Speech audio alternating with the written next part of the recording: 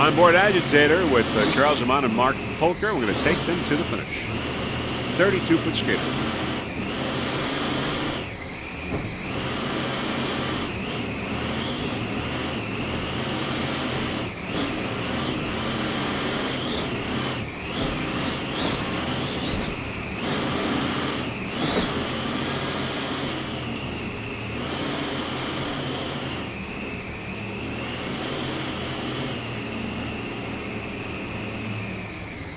Slowing down. Agitator crossing the finish line.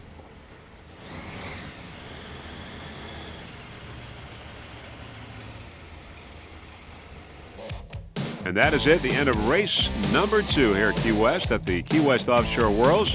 Great racing for you as you see the fans there along the dock agree. Having watched the highly competitive racing here in Key West.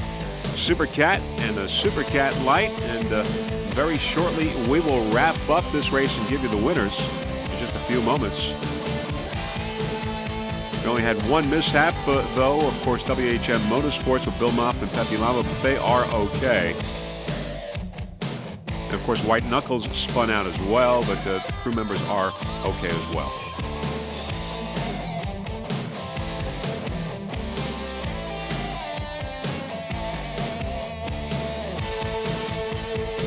Okay, in Supercat class, Cat Can Do led all the way from the start to the finish, getting the checkered flag, followed by Popeye and DeSantis Chevrolet. Cat Can Do, #1 in Supercat. In Supercat Light, In Contempt, followed by Page Racing and Agitator in third. In Contempt, getting the checkered flag in Supercat Light.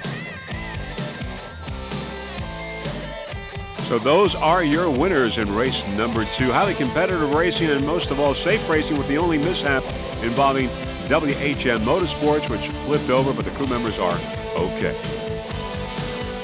Now these boats will be running once again on Saturday and Sunday, and the teams with the highest cumulative score will be crowned your champions. So before we go now, a few people that we would like to thank. First off, the entire staff of the people running Key West Offshore Worlds for a fine event here. Special thanks to Eve and, of course, to Jimmy Fisher for helping us out with the onboard cameras. So we'll see you on Saturday for the second race, or second round for these boats, the Supercat and the Supercat Light. They'll be going for 3 races. So we'll see you on Saturday here at the Key West Offshore Worlds. Bye, everyone.